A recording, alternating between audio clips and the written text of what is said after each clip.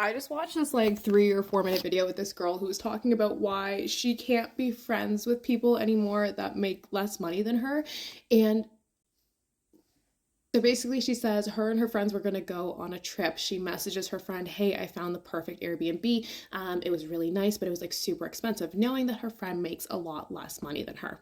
She sends it over to her friend. Her friend says, "Wow, like that's really nice." And she goes, "I already booked it." So her friend obviously responds with, "You're stressing me out. Like, you're stressing me out a little bit because holy shit, you just sent me this thing. I didn't even have time to like process it, to think about it. You tell me it's already booked and it's really expensive. And you know, I don't have a lot of money right now." So now it's like this imposition where she is on the hook to paying for a part of that she didn't actually agree to. But the girl, the original girl, she's like, "Oh no, like don't worry, I've got it all," insinuating that her friend doesn't need to pay for anything. And then she says, okay, after I told her that I had everything, I was expecting her to come back and be like, "No, let me pay some of it. Let me at least pay for all the dinners. Let me at least pay for the drinks." And she was angry that that didn't happen, that her friend was just like, "Okay, thank you so much. I really appreciate it." Why are you offering to give something to someone if you're not actually offering to give it to them? If something is a gift, you don't expect to be paid back for it. Like, it's just, I don't know, very weird to me. And then, so she says they ended up going out for dinner one night, and she paid for the dinner. That's your own prerogative. You decided to pay for that dinner. If you didn't want to pay for the dinner, why did you pay for the dinner? And then you offer to pay for the dinner and then just like hold it against the people who you paid for. This is weird. And then she says on the last night they went out for drinks. And then when the waitress came over to ask them how they were paying, her friend said, "Oh, we'll split it."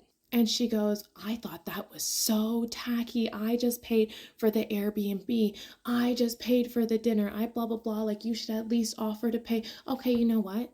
Maybe it would have been nice. It would have been nice if they offered to pay. Sure. But not because you paid for the Airbnb, simply because you paid for the dinner yesterday. Because when you paid for the Airbnb, you said, "Don't worry about it." So here you are, and you're like keeping score. You're like keeping score. You're like saying, "Okay, well, here I am because I got the Airbnb, and then I got the dinner, and you're still down here, and you haven't contributed anything."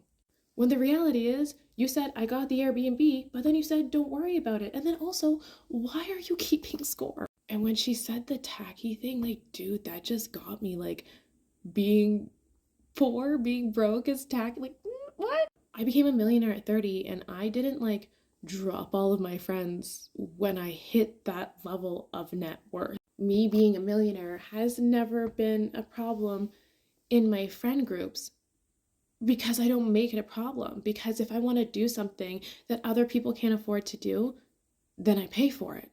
Because you can't afford to do it and I want to do it and I'm telling you to come along, so I'm gonna pay. And I'm never expecting anything back in return. Everything that I have done for my friends or my family is a gift. And if I wanted or needed that money back, then I probably just wouldn't have given it to them in the first place.